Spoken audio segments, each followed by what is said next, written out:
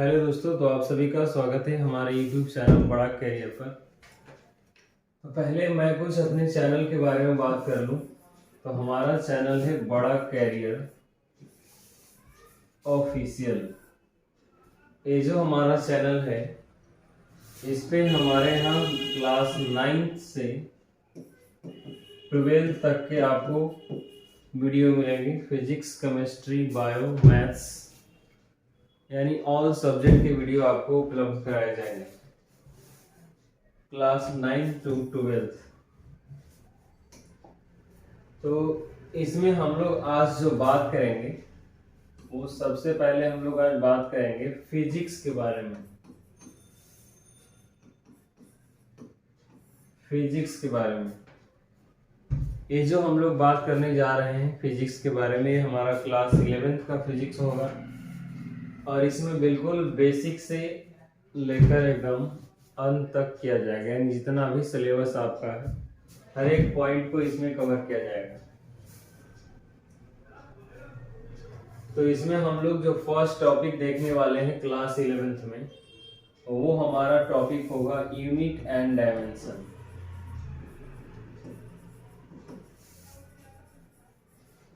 Unit and dimension, जिसे हम मात्रक और विमा कहते हैं। जिसे मात्रक और विमा कहते हैं। तो यूनिट और डायमेंशन एकदम जीरो लेवल से बताया जाएगा कि यूनिट होता क्या है, कैसे हम लोग विभिन्न प्रकार की फिजिकल क्वांटिटी का यूनिट निकालते हैं। तो ये जो लेक्चर रिकॉर्ड हो रहा है, इसका मीडियम हिंदी ही रहेगा। इंग्लिश मीडियम का भी वीडियो आएगा, लेकिन वो अभी नहीं, बाद में आएगा। इसलिए हम लोग इसमें जो दोनों लैंग्वेज में वीडियो बनाएंगे, एक हिंदी माध्यम के लिए अलग बनाएंगे और एक इंग्लिश मीडियम है जिनके लिए अलग बनाया जाएगा। तो हम लोग यूनिट और डायमेंशन के बारे में इसमें बात कर रहे हैं। और सबसे पहला पॉइंट इसमें जो हमारा होगा वो होगा फिजिकल क्वांटिटी। फिजिकल क्वांटिटी यानी फिजिकल क्वांटिटी होता क्या है, जिसे हम भौतिक राशि कहते हैं। तो सबसे पहले आपको समझना होगा कि भौतिक राशि किसे कहा जाता है, फिजिकल क्वांटिटी होती क्या है। तो देखिए, फिजिकल क्वांटिटी कहेंगे यानी जिसे हम माप सकते हैं या तौल सकते हैं, उसे हम फिजिकल क्वांटिटी कहते हैं। जिसे मापा या तौला जा सकता है उसे फिजिकल क्वांटिटी कहते हैं। आप लोग जैसे जैसे पढ़ाया जा रहा है वैसे वैसे आप नोट्स बनाते चलेंगे। डेफिनेशन यही हमारा होगा, फिजिकल क्वांटिटी क्या है। तो वैसा राशि जिसे हम माप सकते हैं या तौल सकते हैं, जिसे मेजर कर सकते हैं, उसे हम कहेंगे फिजिकल क्वांटिटी, भौतिक राशि। जैसे अगर इसमें देखा जाए तो हम लोग लेंथ को कर सकते हैं। तो लेंथ जो हमारा है, लेंथ यानी लंबाई, ये इसे हम मेजर कर सकते हैं, इसलिए लेंथ फिजिकल क्वांटिटी हो गया।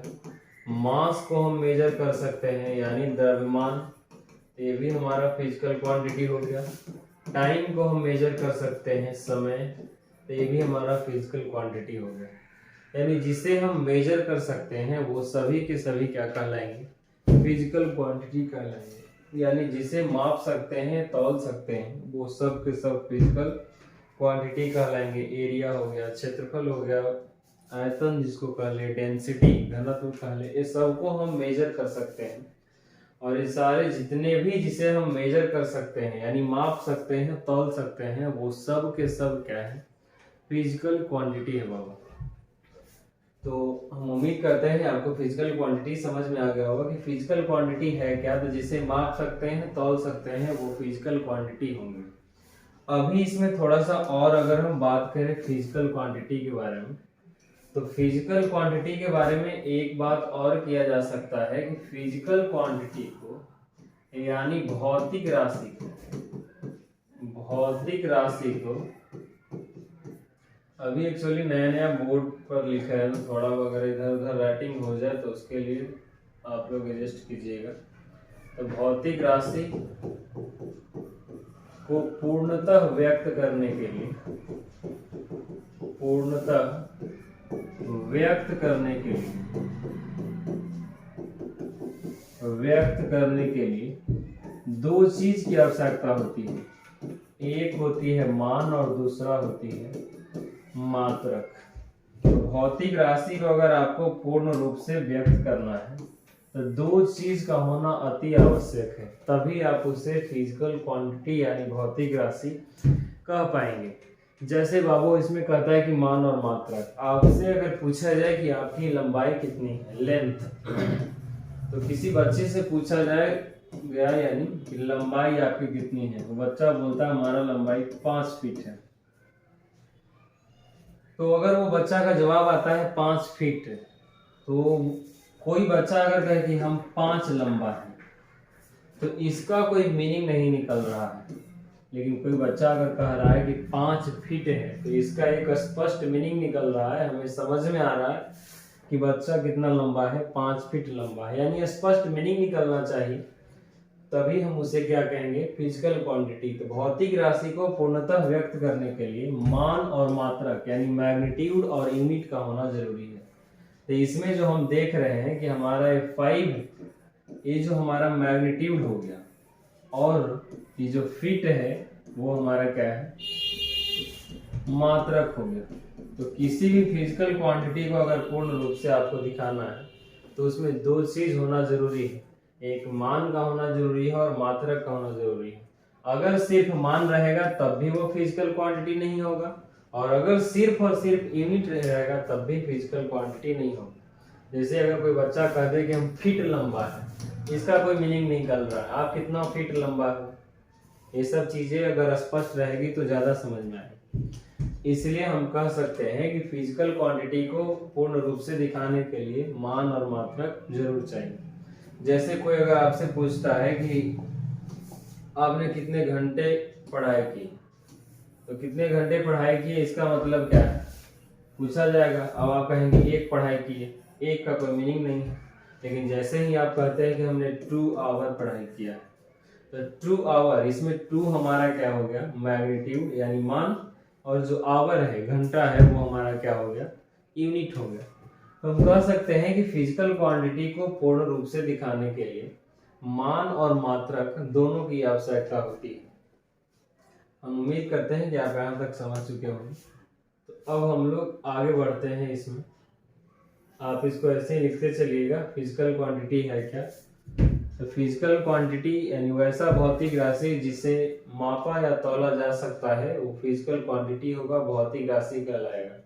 नेक्स्ट पॉइंट आप लिखेंगे एरो देकर के, भौतिक राशि को पूर्णतः व्यक्त करने के लिए मान और मात्रक दोनों की आवश्यकता होती है। चलिए, तो हम लोग उम्मीद करते हैं यहाँ तक आप समझ गए होंगे। अब हम लोग आगे बात करते हैं भौतिक राशि के प्रकार के बारे में, कि आखिर भौतिक राशि कितने प्रकार के होते हैं।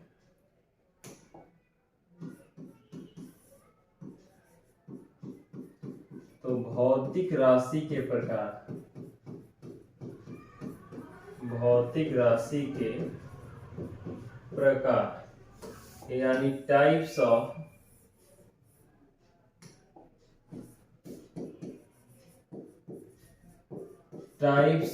Physical quantity.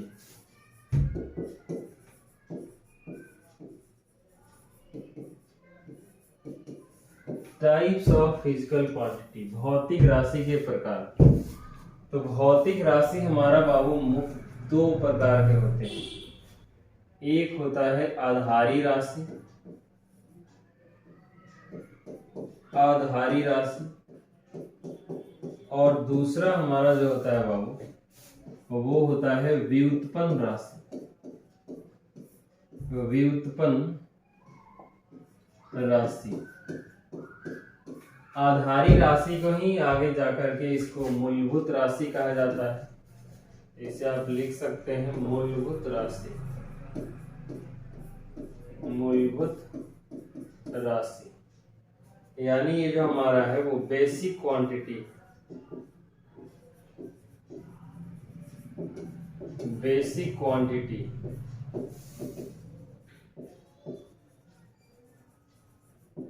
या फंडामेंटल क्वांटिटी, इसी को कहा जाता है, यानी बेसिक क्वांटिटी कहे या फंडामेंटल क्वांटिटी कहे। दूसरा हमारा है व्युत्पन्न राशि, जिसे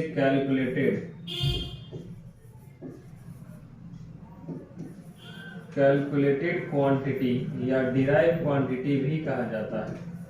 तो अगर टाइप्स ऑफ फिजिकल क्वांटिटी का बात करता है भौतिक राशि का प्रकार, तो भौतिक राशि हमारा बाबू दो प्रकार के हो जाते हैं। एक होता है व्युत्पन्न राशि और दूसरा होता है आधारी राशि, जिसे आप मूलभूत राशि भी कहते हैं, यानी बेसिक क्वांटिटी या फंडामेंटल क्वांटिटी एक ही है। दूसरा कैलकुलेटेड क्वांटिटी या इसी को डिराइव्ड क्वांटिटी भी कहा जाता है।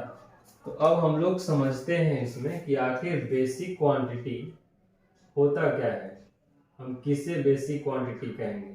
तो देखिए, इसे समझने के लिए आप बहुत आसानी से दो तीन बातें का ख्याल रख लेंगे, आपको समझ में आ जाएगा। सबसे पहली बात, जो अगर आधारी राशि की बात किया जाए तो वैसी राशि जो स्वतंत्र हो, जो स्वतंत्र हो।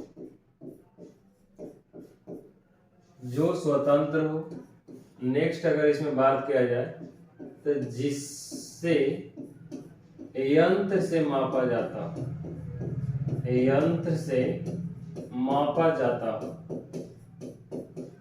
यानी इसे मापने के लिए किसी न किसी मशीन यंत्र की जरूरत होती है। एक बात इसमें आप और बोल सकते हैं, जिसका कोई सूत्र ना हो, जिसका कोई सूत्र ना हो। ये तीन बातें आधारी राशि के बारे में आप याद रखेंगे, आपको आधारी राशि बहुत अच्छे तरीके से समझ में आएगा। मैं अभी तुरंत समझा रहा हूं। व्युत्पन्न राशि के बारे में अगर बात करें तो इसमें सबसे पहला बात ही है कि जो आधारी राशि पर निर्भर करता है, जो आधारी राशि पर निर्भर करता है, जो आधारी राशि पर निर्भर करता है, जिसका सूत्र हो या जिसे सूत्र की सहायता से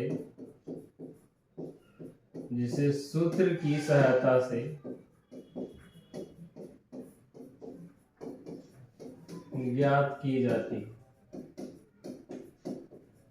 उसे हम व्युत्पन्न राशि कहते हैं, कैलकुलेटेड क्वांटिटी कहते हैं। अब आप समझेंगे बहुत अच्छे तरीके से। देखिए, इसमें कहता है कि भौतिक राशि दो प्रकार के हो गया, मूलभूत राशि, आधारी राशि, यानी बेसिक क्वांटिटी यानी फंडामेंटल क्वांटिटी कहे। व्युत्पन्न राशि कैलकुलेटेड क्वांटिटी या इसी को कहते हैं डिराइव्ड क्वांटिटी। तो हम आधारी राशि के बारे में बात करते हैं सबसे पहले। तो इसमें सबसे पहला जो बात लिखा गया है कि जो स्वतंत्र हो, यानी जो किसी पे डिपेंड नहीं करता। जैसे हम ले ले लेंथ, टाइम, मास, ये सब किसी पे डिपेंड नहीं कर रहा है। तो जो हमारा हो गया इसका एग्जांपल मास, टाइम, लेंथ,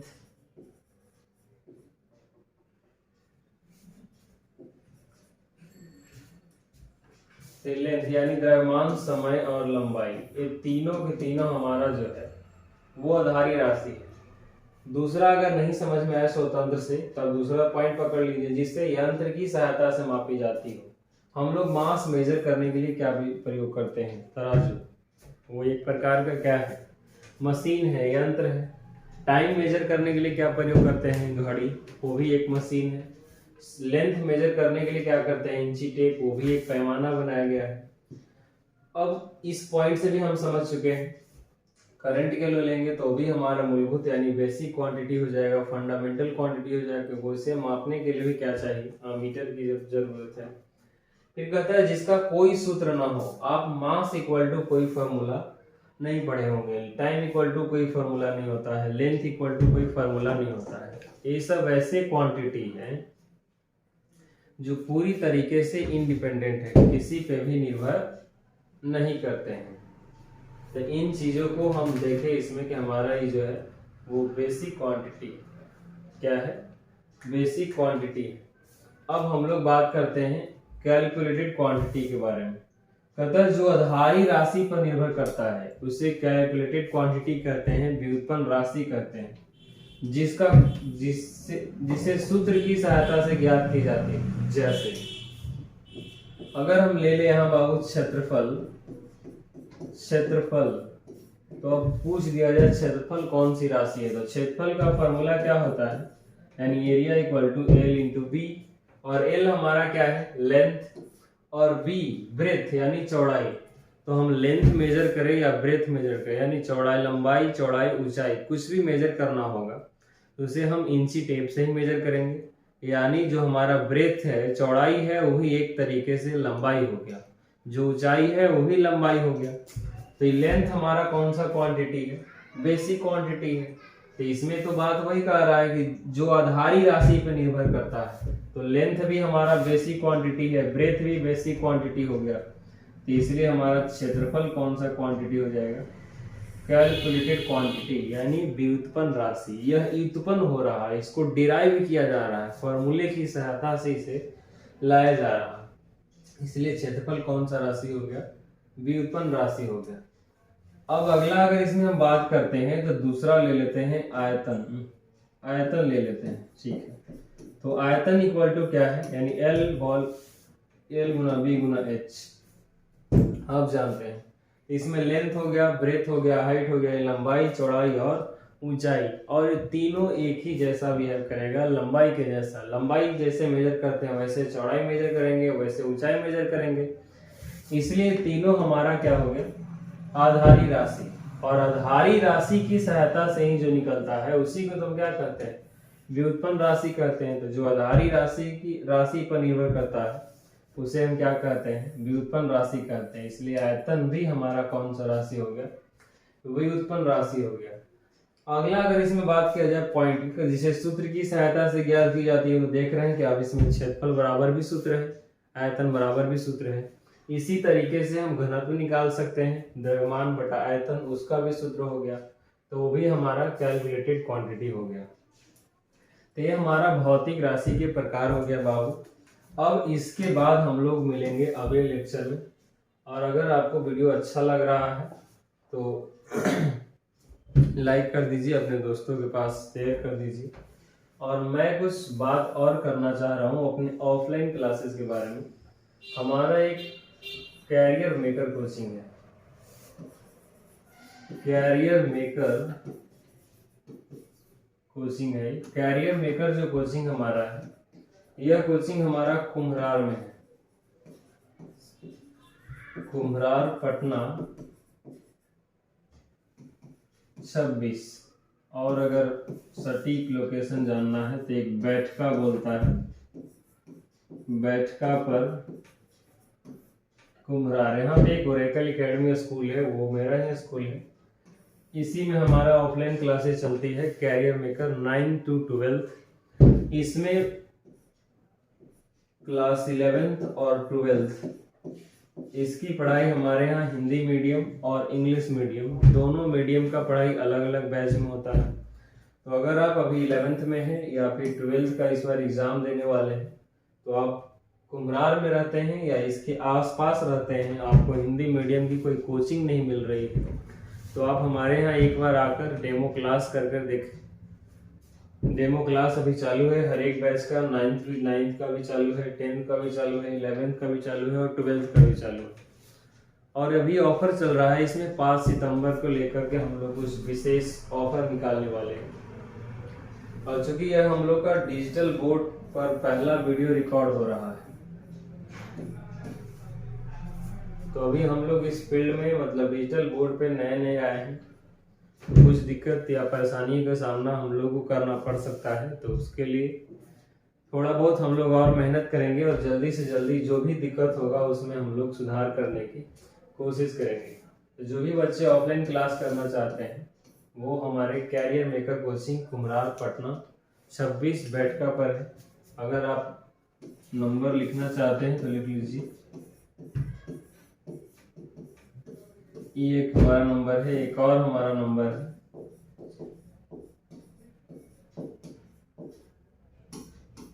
और मैं गारंटी के साथ कहता हूँ कि आप हमारे यहाँ ऑफलाइन क्लास करके देखेंगे, आप दूसरे जगह से बेहतर जरूर पाएंगे। आप कहीं भी पढ़ रहे हो, अगर आपको लग रहा है कि वहाँ हमें सही से पढ़ाई नहीं हो रहा है, तो एक बार हमारे कोचिंग में आए और आकर के डेमो सेशन लेकर देखें। अगर अच्छा लगता है तो पढ़िए, नहीं तो आप कहीं भी पढ़ रहे हो, बहुत अच्छे तरीके से मेहनत करके पढ़िए। तो हम लोग मिलते हैं अब नेक्स्ट लेक्चर में, और उस लेक्चर में हम लोग बात करेंगे बाबू आगे।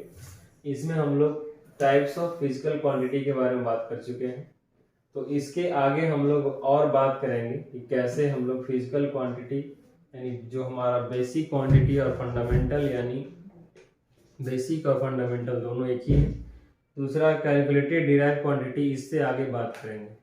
तो मिलते हैं अगले वीडियो में, तब तक के लिए थैंक्स, धन्यवाद।